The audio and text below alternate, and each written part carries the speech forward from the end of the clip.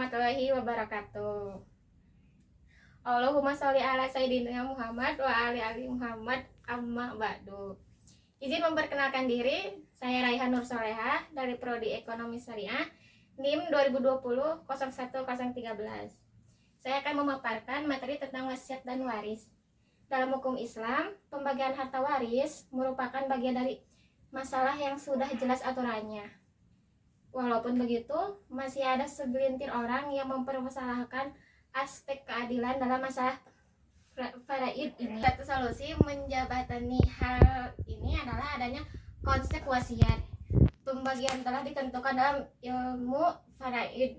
Walaupun demikian, wasiat tetap dapat tidak terlepas dari aturan-aturan hal legal yang telah ditetapkan oleh Al-Quran dan As-Sunnah.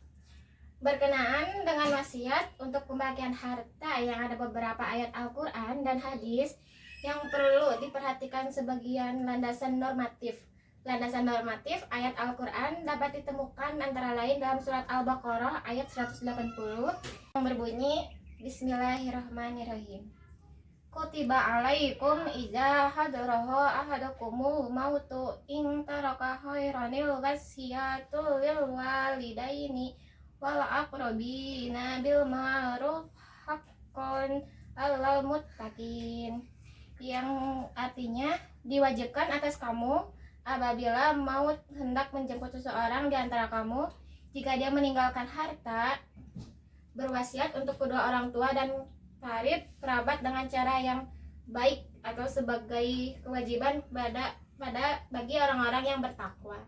Ayat di atas mewajibkan kepada orang-orang yang menyadari kedatangan tanda-tanda kematian agar memberi wasiat kepada orang-orang yang ditinggalkan berkaitan dengan hartanya bila harta tersebut banyak.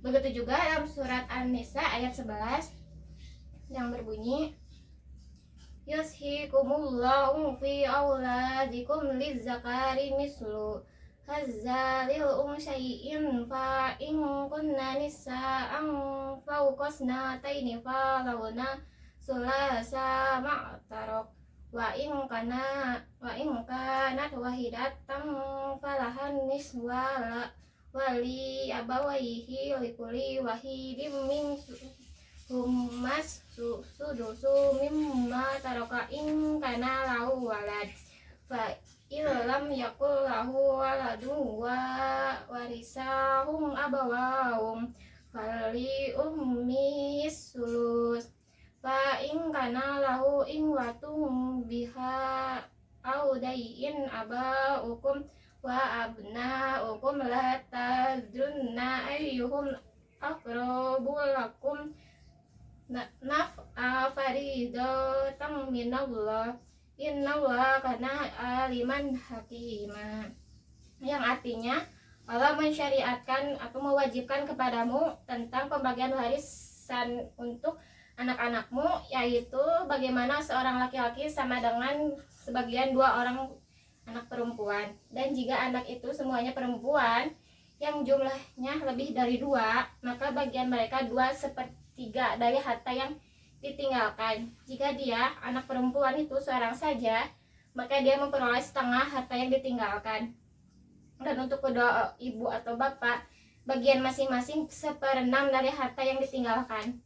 Jika dia yang meninggal mempunyai anak, jika dia yang meninggalkan tidak mempunyai anak dan dia diwarisi oleh kedua ibu bapaknya saja, maka ibunya mendapat 1/3. Jika dia yang meninggalkan mempunyai beberapa saudara, maka ibunya mendapat 1/6.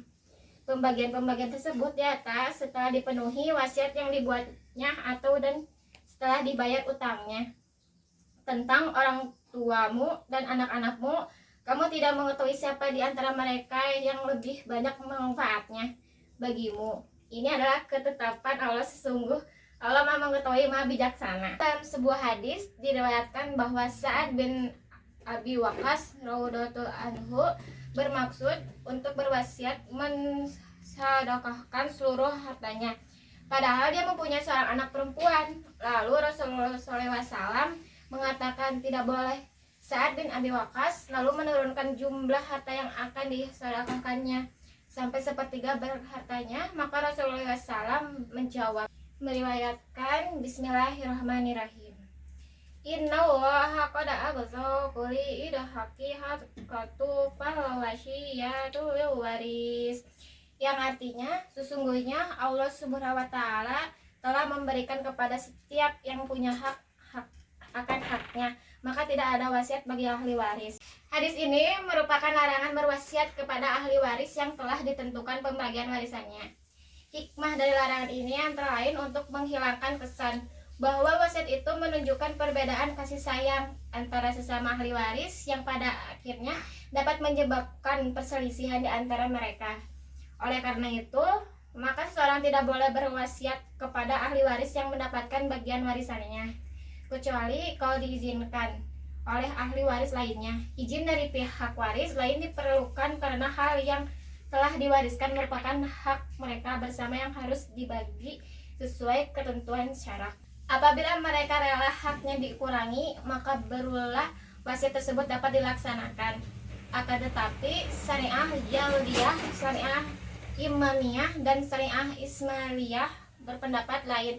Mereka berpendapat bahwa wasiat kepada ahli waris diperbolehkan walaupun tanpa ada izin dari ahli waris yang lainnya. Hal ini berdasarkan surat Al-Baqarah ayat 180 yang membicarakan tentang kewajiban berwasiat. Walau hukumnya wajib dinaskan, hukum kebolehannya masih tetap berlaku. Jadi demikian ayat waris dan ayat waris wasiat tidak dipahami sebagai pembuktian hukum yang hendak membatalkan atau menetapkan hukum syariat pada seseorang. Tetapi harus dipahami bahwa ayat-ayat tersebut sebagai salah satu bentuk aturan yang mengatur proses perpindahan harta kepemilikan, baik harta bergerak maupun yang tidak bergerak, dari seseorang kepada pihak lain yang namanya disebut dalam wasiat orang tersebut, yang di dalamnya terdapat penjelasan bagian masing-masing penerima. Jika wasiat tidak ada, maka pembagian harta kepada pihak yang berhak didasarkan atas ketentuan dalam ayat-ayat Al-Quran yang membahas masalah kewarisan. Dan dari saya, terima kasih atas perhatiannya. Mohon maaf bila banyak kekurangan. Wabillahi taufik wal hidayah. Wassalamualaikum warahmatullahi wabarakatuh.